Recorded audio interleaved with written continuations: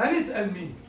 إذا كانت المحكمة أنا بقى الوحيد اللي ما طلعتش محامي وبقولها أعلن ومش هقوم محامي، وأنا اللي هدافع عن ابني، وأنا اللي هختصم لابني، وأنا اللي هدور على حق ابني من غير محامي لحد ما أوصل، حتى ولو أموت أرتاح.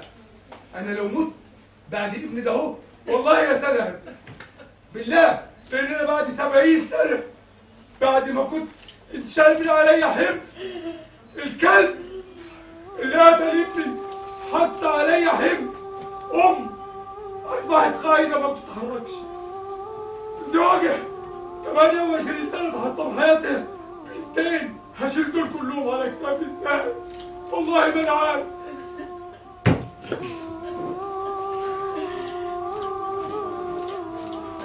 كمال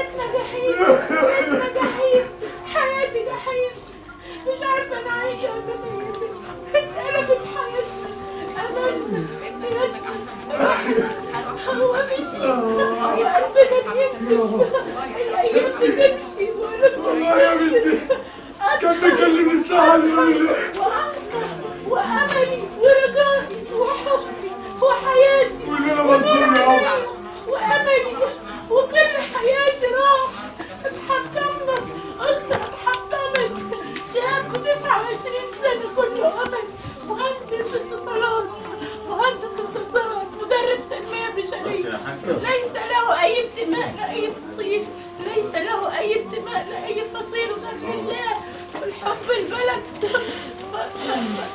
فدعوني وصدقوني بابني.